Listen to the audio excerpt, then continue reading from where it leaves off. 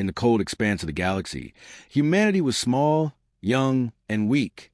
Other civilizations had risen long before Earth had discovered fire.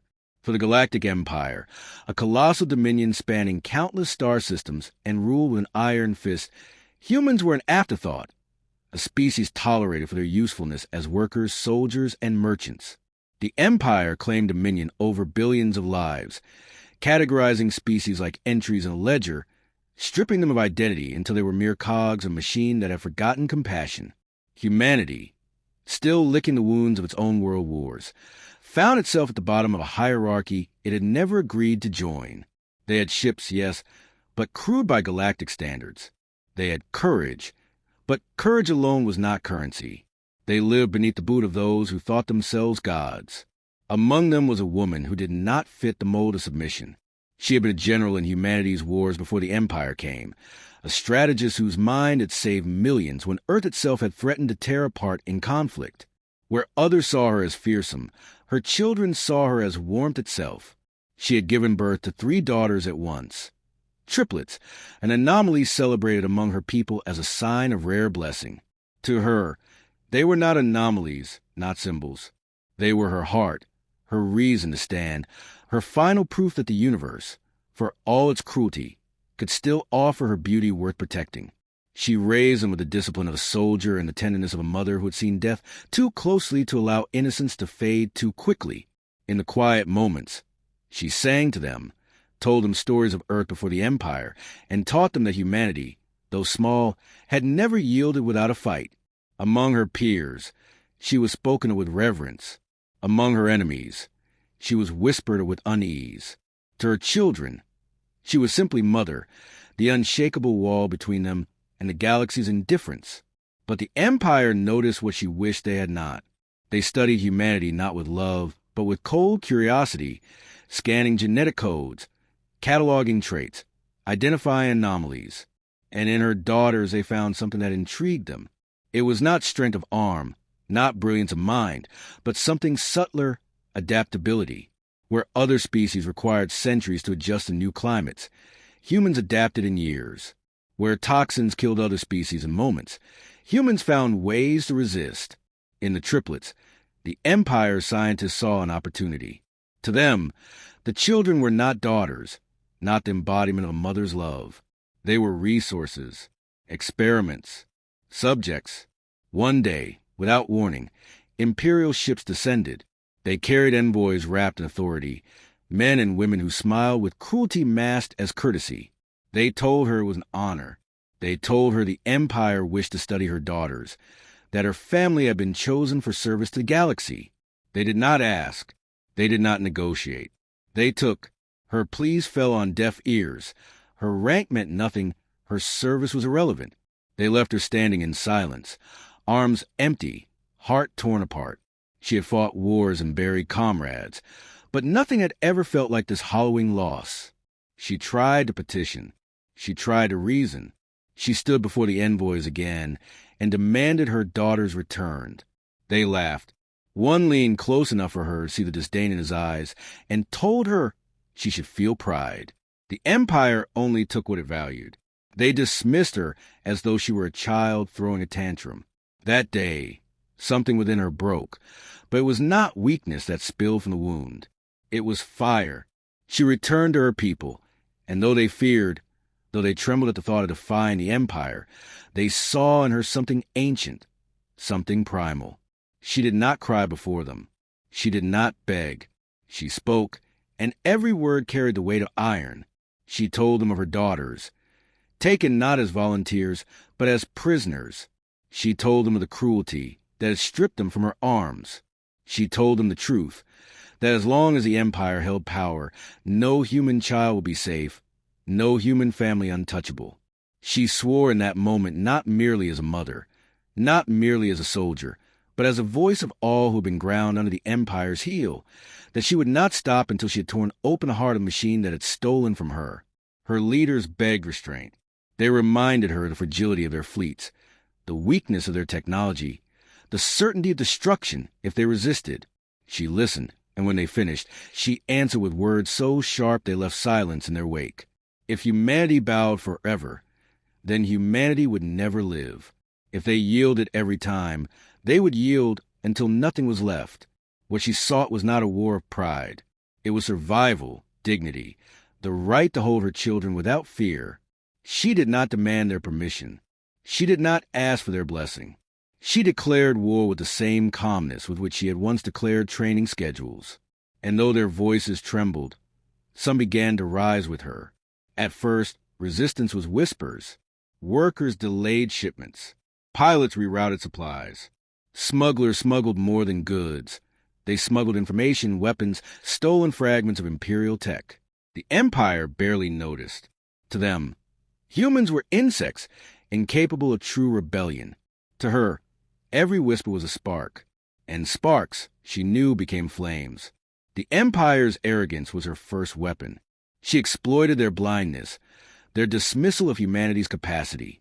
She moved carefully, building cells of resistance across colonies, teaching the old lessons of Earth, how to strike not where an enemy is strongest, but where they are blind, how to bleed them not with one blow, but with 1,000 cuts. Her soldiers were not numerous, but they were fierce, hardened by the knowledge that they had nothing left to lose. Each raid, each theft, each act of sabotage was a declaration that humanity would no longer kneel. Through it all, she carried her daughters in her thoughts. She did not let grief swallow her, did not let rage consume her mind. She honed it. She shaped it into strategy, into patience, into a weapon sharper than any blade. She told herself that if she faltered, if she failed, then her daughters would remain nothing more than experiments in cages. But if she fought, if she endured, then someday they would know that their mother had not abandoned them, that their blood was not spilled in silence. Word spread, not just among humans, but among other species ground beneath the Empire's cruelty.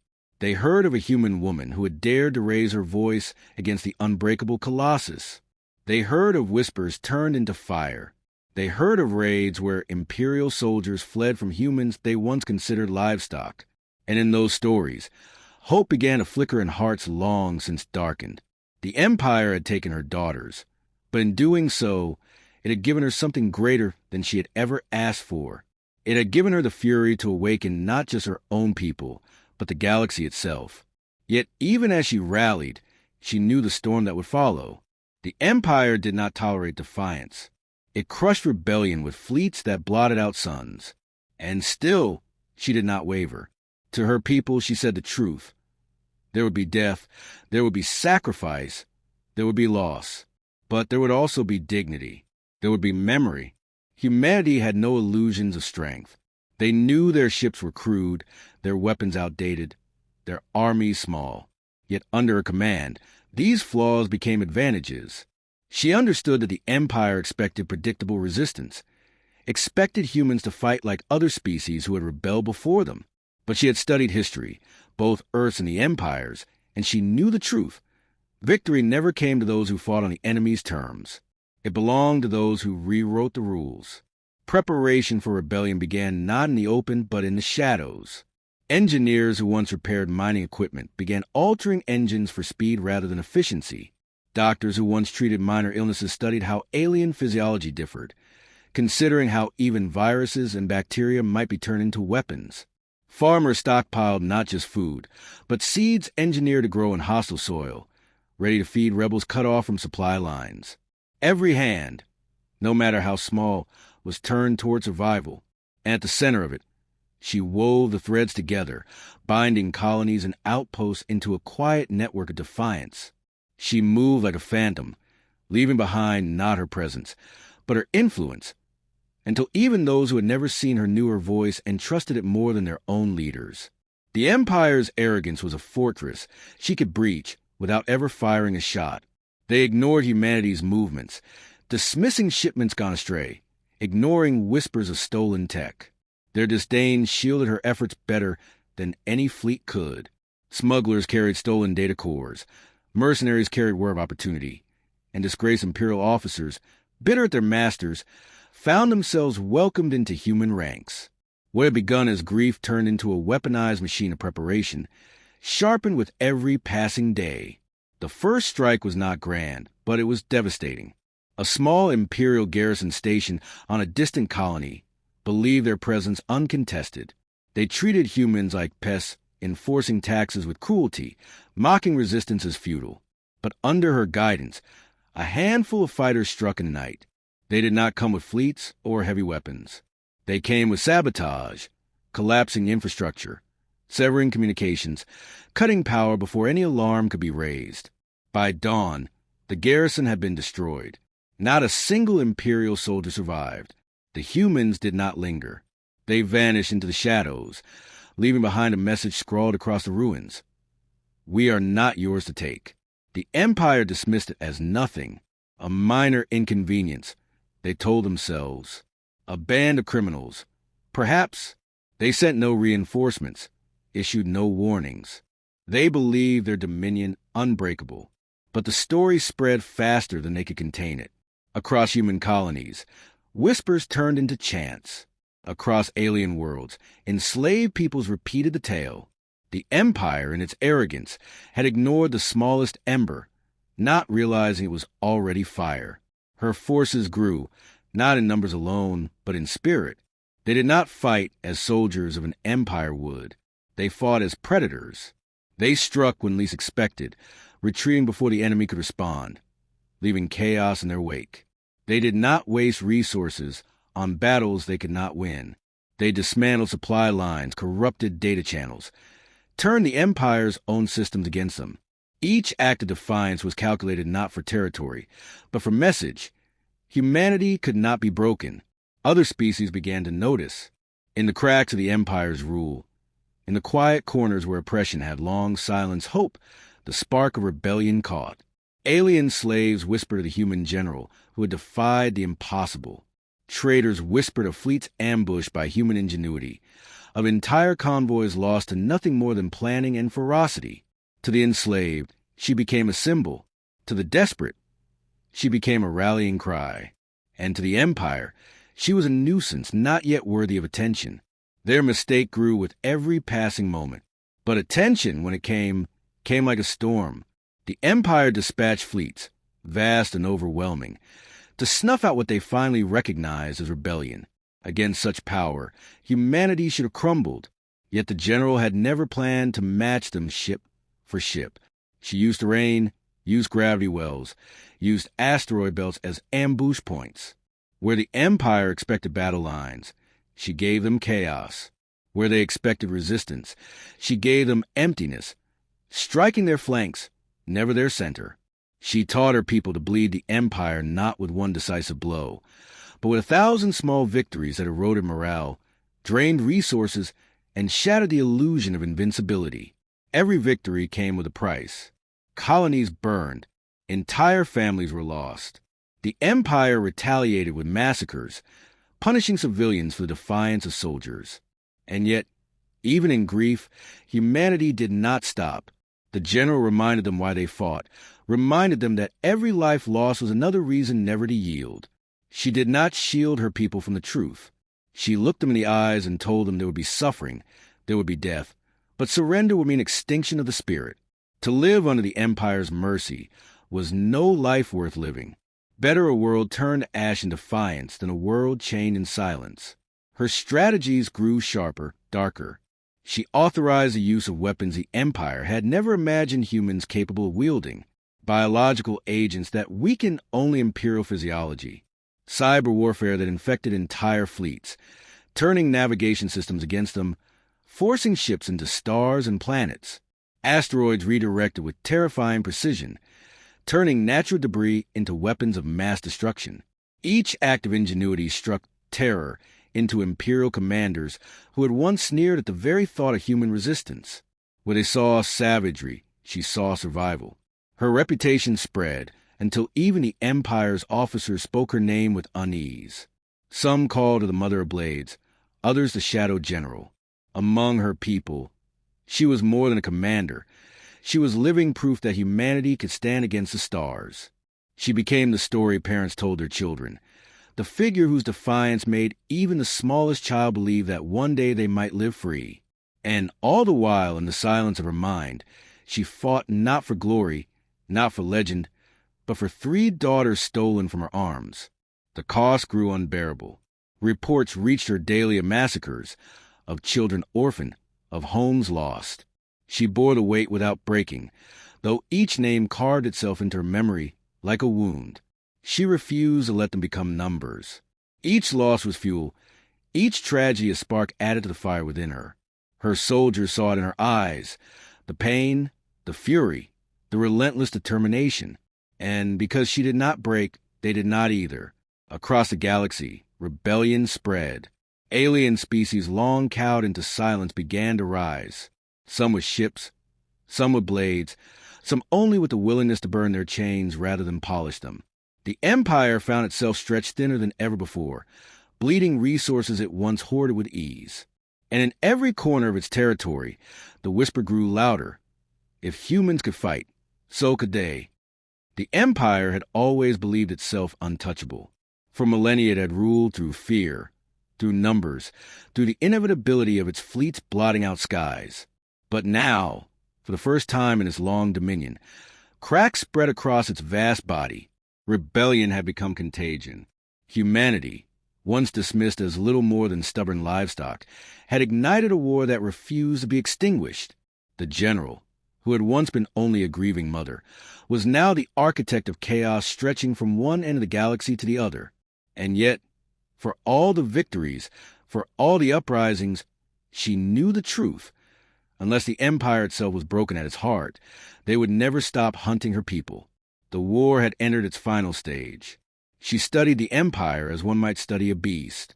It had claws and teeth beyond comprehension. But even beasts had weaknesses.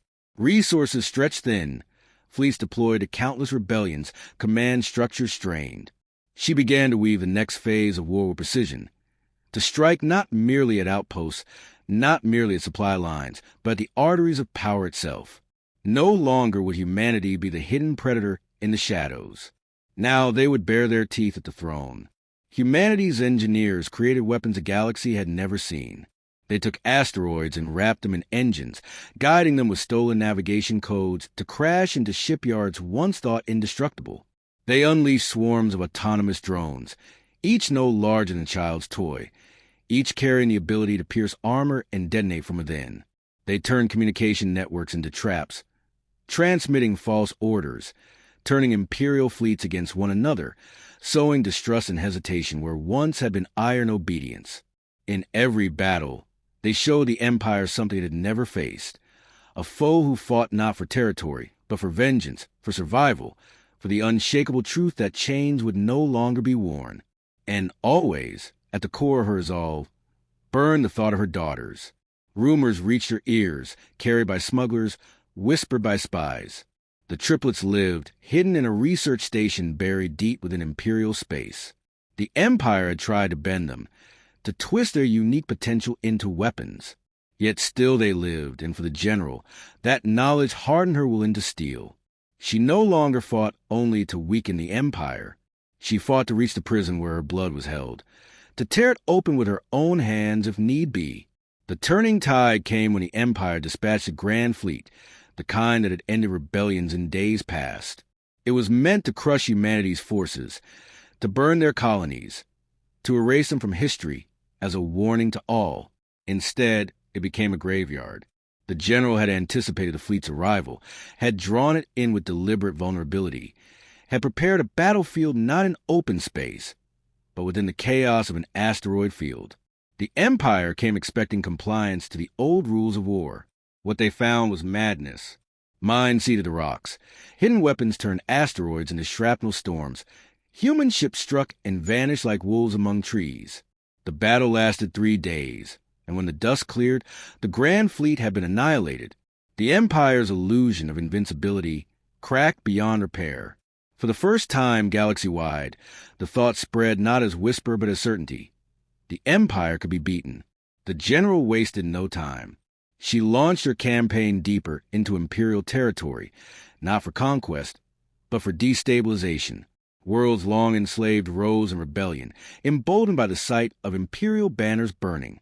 Commanders hesitated to engage her forces, afraid of traps, haunted by the memory of the fleet that had been destroyed. Entire sectors slipped from control as fear of her strategy spread faster than her forces themselves. Humanity was no longer prey. Humanity had become the predator. But victory carried weight. Every advance cost lives. Every rebellion required sacrifice. Her soldiers grew weary, and still she demanded they push forward. They did so because they saw in her not just a leader, but a promise. They followed her into fire because they believed she would lead them to freedom, because they knew she carried a pain deeper than any of theirs. And if she could endure it, then so could they. They whisper her name as legend, but to her, it was still just duty, still just a vow of a mother who would never stop until her daughters were safe. At last, intelligence confirmed what she had long suspected. Her children were held in a fortified research station orbiting a dying star, a place chosen because no sane enemy would dare approach. It was guarded by fleets, defended by weapon systems that had never failed. To assault it was madness. To her it was destiny. She gathered her forces and made the choice clear. This was not just another strike, not just another raid. This was the moment the galaxy would remember, one way or another. They would either free her daughters and break the Empire's grip, or they would fall knowing they had fought to the end. The final battle was unlike any before. Imperial forces gathered in overwhelming numbers, determined to end her rebellion in one decisive strike. But humanity had learned too much, bled too much, to falter. They came with weapons of desperation and genius, with fleets scarred but unbroken, with courage sharper than steel. The battlefield was chaos incarnate. Imperial warships unleashed storms of fire. Human vessels darted like daggers through the inferno. Drones swarmed in endless waves. Asteroids crashed through formations guided by human hands. The Empire's numbers dwarfed humanity's, but numbers meant nothing when fear gnawed at the heart of every Imperial commander. They remembered the fleet destroyed in the asteroid field. They remembered the traps, the sabotage, the unpredictability. Every order they gave carried doubt. Every maneuver haunted by the thought that the humans had already accounted for it. Through the carnage, the general herself led the assault on the research station. She was not content to command from afar. She boarded the stronghold with her soldiers, carving through defenders with ruthless precision. Each step forward was bought with blood, but she did not falter. For her, there was no other path. She reached the heart of the facility, and there, at last, she found her daughters. They were alive, though scarred by captivity, their eyes carrying the weight of experiments no child should endure. Yet when they saw her, they did not see a broken mother. They saw the fire that had moved galaxies, the fury that had shaken an empire. They saw their mother, unyielding. She tore their cages open and swore they would never be taken again. With her daughters at her side, she led the final push out of the facility as the battle raged beyond. The research station collapsed in flames, but humanity did not. Against all odds, against all reason, they had seized victory from the jaws of impossibility. The aftermath reshaped the galaxy. The Empire, humiliated and bleeding, could no longer maintain control. Uprisings turned into revolutions. Entire sectors slipped from their grasp. Their fleets, once endless, were stretched thin and broken. The general had not just reclaimed her children. She had shattered the illusion of invincibility that had kept the Empire alive for millennia. Humanity, once dismissed, now stood as a catalyst of galactic change.